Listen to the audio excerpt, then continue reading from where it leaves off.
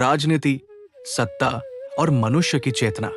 राजनीति केवल शासन की व्यवस्था नहीं है, वो समाज की सामूहिक चेतना का प्रतिबिंब भी है।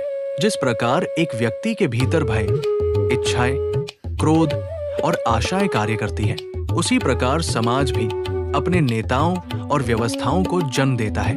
जब जनता भयभीत होती है तो वो सुरक्षा खोजती है, जब वो पीड़ित होती है तो परिवर्तन की ओर देखती है, और जब वो लंबे समय तक उपेक्षित रहती है तो किसी नए विचार, नए दल या नए नेतृत्व में आशा ढूंढने लगती है।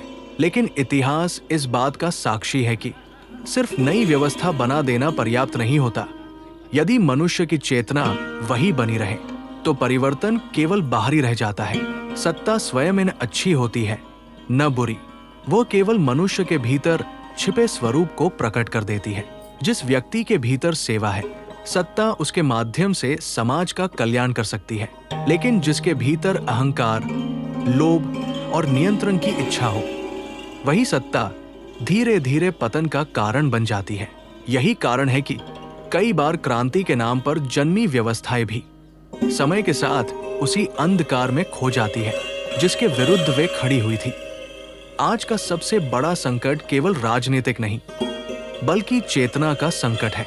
मनुष्य बाहरी परिवर्तन तो चाहता है, पर स्वयं को बदलना नहीं चाहता। वो ईमानदार समाज चाहता है, लेकिन अपने छोटे छोटे स्वार्थ छोड़ने को तैयार नहीं होता। जब तक मनुष्य भीतर से मुक्त नहीं होगा, तब तक कोई भी व्यवस्था पूर्ण शांति नहीं दे सकती। इसका अर्थ ये नहीं कि राजनीति व्यर्थ है। समाज को व्यवस्था की आवश्यकता सदैव रहेगी, लेकिन यदि राजनीति का संबंध नैतिकता, करुणा और जागरूकता से टूट जाए तो वो केवल सत्ता प्राप्ति का साधन बनकर रह जाती है। सच्चा परिवर्तन तब प्रारंभ होता है जब मनुष्य केवल नेताओं से प्रश्न करना बंद करके स्वयं से भी प्रश्न करना शुरू करता है। क्योंकि अंततः राष्ट्र की दिशा केवल संसदों में तय नहीं होती, वो मनुष्यों के भीतर जन्म लेने वाले विचारों, मूल्यों और चेतना से निर्मित होती है। हर हर महादेव। धन्यवाद।